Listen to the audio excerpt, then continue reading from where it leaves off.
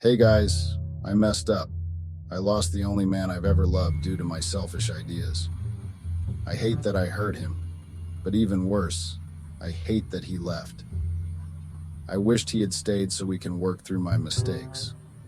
I wished he had corrected me instead of walking away. I'm disappointed at the choices I made.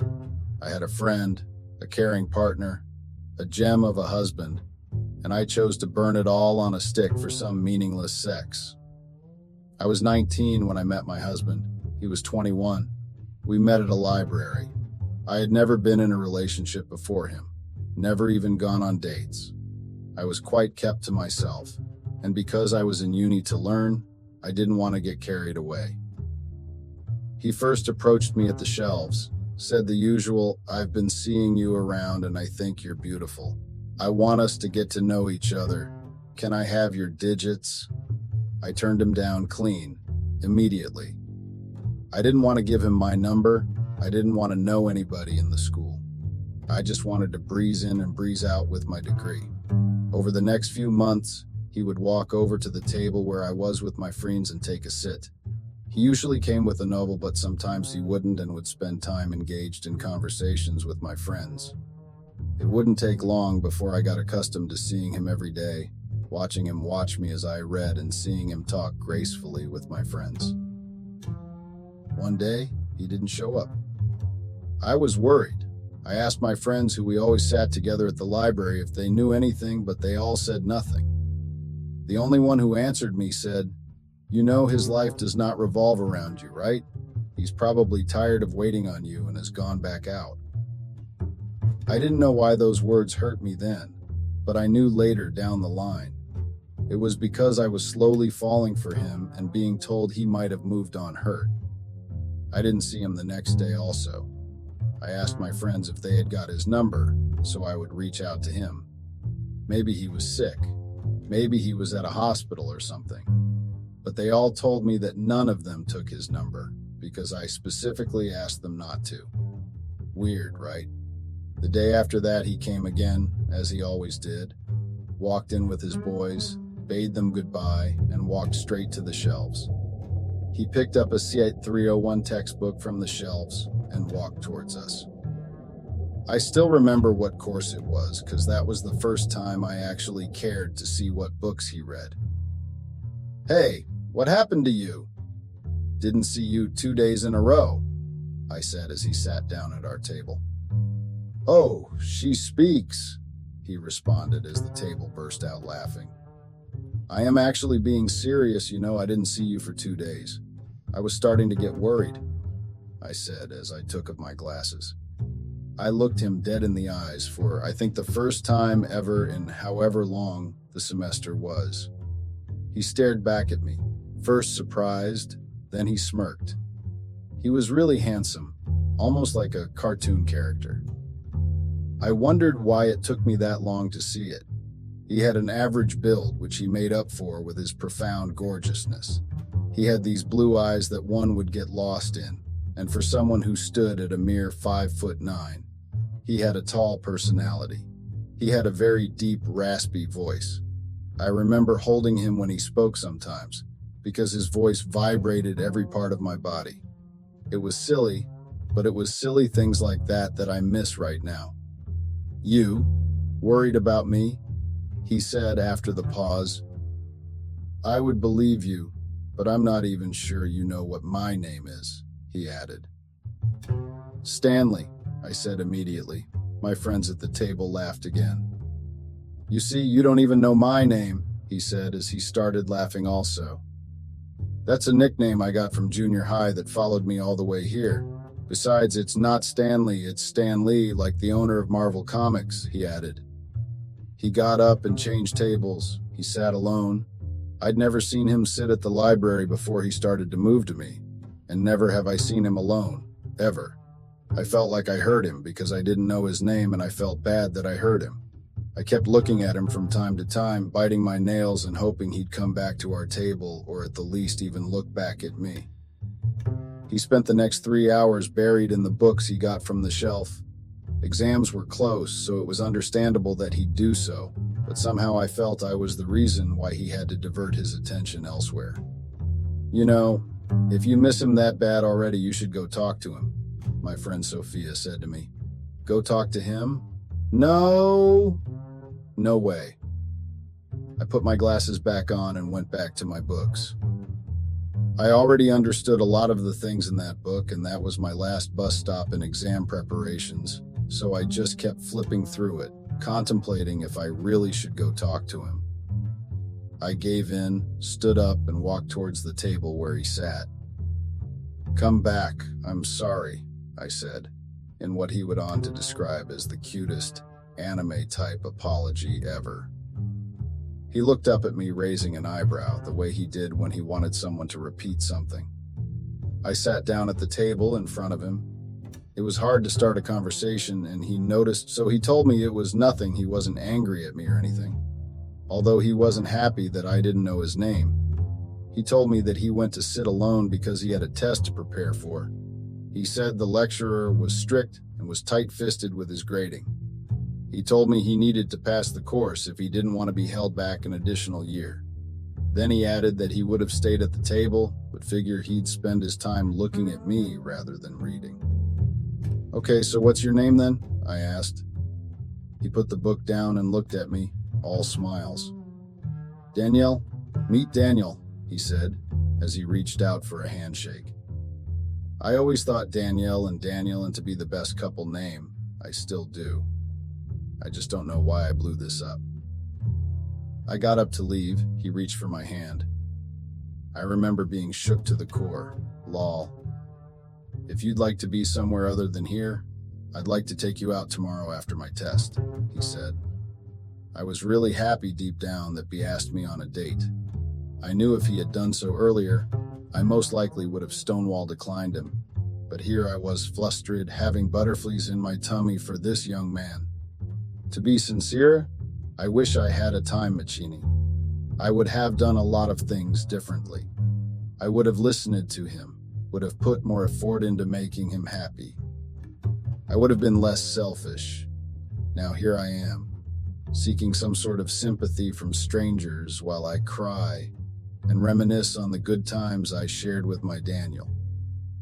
We went on the date, and it was splendid. He was very funny, had a lot of things to say, a lot of meaningful things. He was charismatic, and I loved how the girls had a jealous look in their eyes when they saw us together. He told me on the date that he was runner-up Mr. UCLA, and in my head I was like, rightfully so, because there weren't many guys who were better looking than he was. Our relationship whilst we were at UCLA was crazy, something out of high school romance novel. He was always invited to parties, and when he went, he'd always walk hand in hand with me. We were inseparable and were crowned most influential couple in his last semester in school. Mostly because of him, I must say. Because no one really knew me before we started dating. He was my first everything. First date, first kiss, first love, first everything. I wasn't for him. Everything we ever did he had done before, except get married. He was cool with me, always took his time to explain things I didn't understand, and was slow to anger. I was a stupid lady. I always compared our sexual experiences, and I was a bit dissatisfied that he was the only number on my own roster. I wanted to have bragging rights. I thought I was being sensible, and that me wanting to sleep with other people to even the playing field was reasonable. Months after we got married, I started to bring up the idea of us opening up our marriage. I had initially tried putting the idea out there, but the way he shut it down made me feel like I would legitimately lose him if I went ahead. I remember asking him one day what his response was going to be like if we opened things up a little bit. I didn't expect his simple and straightforward answer of, "I'll walk the fuck out, no questions asked." I felt mad. I felt like he was trying to restrict me when he already had his fun outside before we got together. I waited a few months and asked him again, and he gave me the same answer. This was what made me decide that I was going to wait till after we got married. I thought that he would get to see things from my point of view if we tied the knot. When we finally got married, I decided to try again. I must admit that this was very selfish of myself, getting married to him because I wanted to explore my sexuality without losing the man I love. I finally got to tie him down, so now I could do what I wanted. I wished I had listened to understand when he told me how he felt about it. His words all fell on deaf ears, and now I hate myself for letting my one true love go. They say opportunity comes but once, and I know I've lost the one chance I have at being loved for who I am. I know this now, many years after losing my Daniel. I've not found anyone who treats me as good as he did. I have not found anyone who loved me even remotely close to how much he did. We went on a 4-month-long honeymoon, or what would have been a 4-month-long holiday if I hadn't ruined it. We had dated for 5 years, and my need to be intimate with other men had started 3 years in. I went on the holiday with the thought of being with someone else but him. I had fantasies of going at it in our honeymoon suite while my husband watched. I really became a real sick freak. There's always a nudge or a motivator to carry out diabolical things, and my motivation was named Tom. He was tall, standing at 6'5", and worked out regularly. He looked like a giant. His muscles were strong, and he always wore clothes that showed off the long hours he put in the gym. I was a pretty tall lady, and the men I lived and worked around were all either the same height as I am, or shorter, mind you. I am 6'1". So, you would understand why it made me shiver in my spine to find someone who made me feel small. He was a transfer to my workplace, and he was transferred straight above me in hierarchy, meaning I had to report to him daily. He was a 30-some-years-old man, and so was older than I and my husband, or should I say ex-husband. He was a very flirtatious person, soft-spoken, like he was always trying to seduce you. Reporting to him every day was hard cause I had to keep professional whilst being real turned on by the little things he did. Then one day he asked me to drinks with him. I couldn't really believe my ears. Was he hitting on me, or was he just being nice? Was he into me, or did he just notice how into him I was and thought he should capitalize on that? All these were the thoughts that ran through my head. I never even once thought of how my dear Daniel would feel, nor did I think much about hurting him. We went for drinks at a bar close to the office. I had drank a little more than respectable, and our conversation started to sway away form, getting to know one another to a conversations not suited for public hearing. I told him of how I wanted to do more, wanted to be more than just one man's woman. I told him how I know a lot of women would gladly trade places with me, but I just wanted a little bit of experience.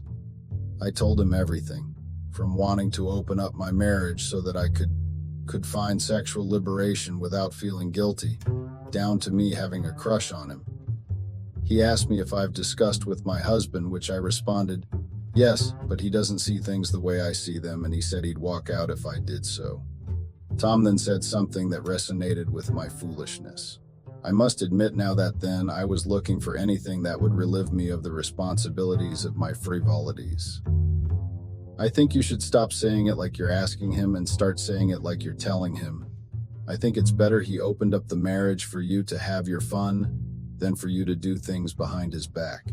I swear to fucking God, Tom was the epitome of bad decisions. He was the type of guy who gave the worst possible advice with an assurance that it would be best for you. Now I know that he only said those because he wanted to lay with me. That night, he made me feel like the queen of the universe. I know it was the same treatment I got from my Daniel every day, but getting that from a different man for the first time ever made me feel like a teenager again. We parted that day after sharing a kiss. I got home to my husband sleeping in the sitting room, probably from waiting so long for me to return from work. I waltzed in quietly, went in the bathroom to shower and brush my teeth so that I longer reeked of alcohol. I was still a little tipsy, but at a controllable level. I woke him up and told him I needed to speak to him about something. He told me he also had something to tell me, something exciting, he said, but he let me go first either way. He had a beautiful smile on his face as he attentively listened while I said my piece a beautiful smile I saw fade away in seconds. I didn't mind though, because I already had it locked in my head that I was doing the right thing. I just want you to know that I'm going to have to do this. I would love it if I got your support. I don't think I can live with the fact that you're significantly more experienced than I am. It makes me feel like you had to settle with me. I don't want to be the girl that was a settlement. I want to be craved and worshipped by other men, just as you did with other women before you met me. I don't think I can be happy with this if I don't do this. We're opening the marriage, and it's not up for discussion. That was the bullshit I said to the only man who loved me when everyone called me a werned, nickname I got in uni, gotten from weird nerd. Those were the words I said to a man who literally made the nicknames go away. The man who made me get even a little bit of the attention I always thought I deserved. Those words remain edge deep in my mind, and now I cry every time I relive that situation. What sort of a dumbass young lady was I? He looked me in the eyes for a while, then bowed his head as though defeated. He sat there in silence for what seemed like an hour before saying, "Well, you've said your piece, so I guess that's that." He got up and went to the bedroom. As he left, I asked him what it was he wanted to tell me. He said it was nothing, and that he was tried from brainstorming too much at the office. The next day, I went straight into my boss's arms. We were intimate in his office that morning, and that was just the beginning of it all. Tom was just my first not Daniel intimate partner. I had many more. I would go out with the coworkers on Fridays at their regular TGIF spot and would occasionally wake up the next Saturday in the arms of a random person I had never met, nor did I ever meet after that day. I became a literal slut. My dear Daniel had to bear all this, so I thought. I knew it was a phase and that I'd grow out of it, but I didn't know the price I'd have to pay in order to gain enlightenment. I just kept playing around with different men every day or every other day. 2 months later, as I was getting ready for work, Tom came around my house. He was supposed to pick me up, as I thought my husband would have been gone to his workplace early, as he always did. I thought I could use that opportunity to sneak in a few rounds before heading to the office together. My husband opened the door to Tom, who stood holding flowers in his hand. I couldn't hear what was said through the water running in my hair in the shower. I walked out to hear them exchanging pleasantries. Daniel even made a joke that went, "So you're the guy that screws my wife while I screw the light bulbs?" Daniel was never really one to show emotions, anger, pain, disappointment, sorrow. Nope, you can't get a read on him. The only thing you'd notice is a smile or a frown. So I honestly thought as he made those jokes that he was 100% okay with our marriage being open. He even went a step further by opening the door for me as I got in Tom's car. My naive young baby brain couldn't see the grave which I had dug for my marriage. On our way to the office, Tom made jokes of how well my husband seemed to be taking the open marriage deal. He made jokes about my husband possibly being a cuck and said things like, "Hey, if he wants to watch, that can be arranged." That day was a Friday, but unlike every other Friday in the past 2 months, I didn't go out with the coworkers. Rather, I and my boss, Tom, booked a hotel with glass windows and a good view of the city's nightlife. We had good sex that night. The Saturday after, I went home. Upon opening the door, I sensed a difference in the atmosphere. Everywhere was so quiet. My husband and I never worked Saturdays, so he always spent the morning playing his favorite songs on the speaker. Even when I wasn't home until early in the morning from working the previous night or from one of my flings, he still did play his songs full blast. I went into our built-in gym to find that he wasn't on the treadmill, as he almost always was on Saturdays.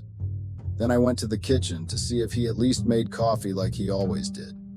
I saw my favorite cup there on the kitchen counter. I smiled as I saw some semblance of the life we always had since we moved in together 3 years before our 2-year marriage. I lifted the cup to take a drink, but it was empty. I opened the cup only to find an enveloped letter. I can't really remember what was in the letter, but I still have it with me. I kept it as a reminder that I let something so beautiful go to shit because I wanted to have more bodies. I'm really disappointed in myself. I've made a lot of silly mistakes in my years, but letting Daniel go like that is the most stupid decision I made. I went and got the letter in the envelope. I left it in the cup which he placed it in, the cup which after 5+ years still smells like him in the insides. The note read, "Hey, hope you're doing good. I know you're probably wondering why you can't hear Smooth Criminal on the speakers right now. By the time you'd be reading this, I'd probably have reached SA. My company is hosting a 5-year program of producing the best computer-literate minds pit of Africa. And so, I would be spending the next 5 years living in South Africa. Don't worry, I still haven't forgotten about your infidelity. When I get back, we will get started on the divorce proceedings. I hope Tom's dick and the other dicks you hoped onto level the playing field was worth it. When you said that, I kind of thought you were joking, but yesterday proved to me that you weren't. I regret knowing you. If I could change anything in my life, I'd have left the first time you said no. You're really not worth the heartaches you've caused over the years, and I'm not gonna lie. I don't wish you well."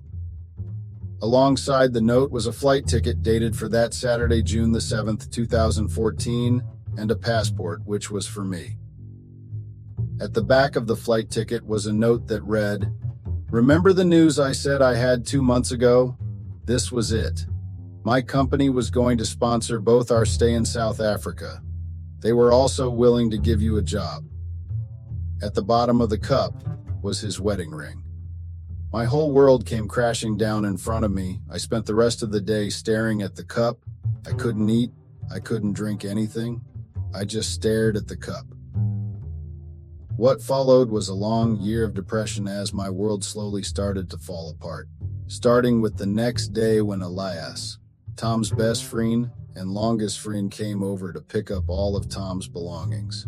I was crying my eyes out. I watched him and the movers he called move all of Tim's things, which had almost grown to have sentimental value to me. Elias, out of his own good heart, let me have a box of Tom's cologne and his favorite hoodie, only for him to come back the next day to get it.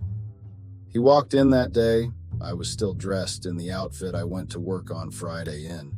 He practically dragged the hoodie out of my hands that day. I was weak from crying for over 24 hours. If not, I would have put up a fight. Elias looked angrily at me and said, "Stan Lee told me what you did. You're a disgrace to women worldwide, and I hope you regret this for the rest of your life." He then went in search of the cologne and grabbed them also. As he walked out of the house, he said, "If not for the laws of the country, I would have spat in your face. You see how this room is? That's how I hope your life ends up, sad and empty." Ella's was never really one to hold back. He always said things how he saw them, and also always made his intentions clearer. Whether he liked you or not, he'd say so in front of you. His words hurt me then, but they hurt more now, because since my precious half left me, the house has always been sad and empty. I tried to throw myself into something or someone, just to get my mind over losing my lover. Tom got transferred again, just a week after the incident, this time at his own request. I asked him why he asked for a transfer, stating that I thought we were building something, and he bluntly told me that he was moving away from me, that he had had his fun and it was time to move on. He also advised me to close my marriage with Tom before it was too late. Little did he know that it was already too late 1 week ago. My next boss was very strict.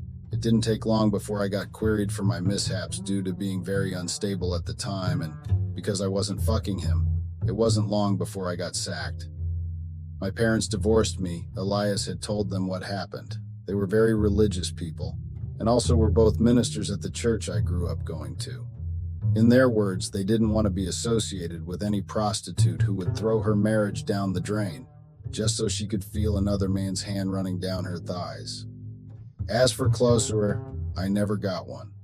I kept my lines the same so that my Tom would reach out to me. The 5 years he said came and passed and nothing happened. He didn't even say a word. nor did I hear any news of him being back in the country. I tried to reach out to Elias only to find out that Elias had joined him in South Africa a year later. I started losing all my friends. It dawned on me that most of my friends only tolerated me. It dawned on me that the only good thing I had going on was being one half of the epic D couple. Found out I wasn't funny, that I wasn't even nice to be around. I found out that I could be a very unbearable person to be around. All these things knocked me down below ground level. After Elias left me, I didn't just go back to square one, I was knocked below negative. Now in 2023, I'm 36, and almost 10 years later, I've never had any relationship past the initial 3 months. I fucking hate my life right now, and I wish I could just pass peacefully in my sleep. I blame Daniel sometimes for leaving me just like that. I hope that any lady who's thinking of opening up their marriages see this and steer clear of that dreadful mistake of an idea. I'm still hoping that one day I'd be walking down the road and see Daniel. I want to apologize, to tell him that I've not moved on, and that even though 10 years had passed, I still loved him. I want to tell him how hurting was the worst thing I ever did, that I wanted to build a new life with him. My dating life has also gone to shit. Nobody wants to be with the lady who shattered the heart of her husband just because they wanted to explore something different. I've been in several relationships, but whenever the story comes up, you could literally see the love leave the faces of these men. I still live in the house Daniel and I bought together. It's a small bungalow because we wanted a small family. I really need closure and bad. I really need his forgiveness. I need your help finding solace as I can't afford therapy because I haven't been able to hold down a job since I got sacked 10 years ago by my replacement boss. I've been bouncing. Thank you for reading through this rather long narrative. Update. This update is based on what has happened since I posted this 2 months ago.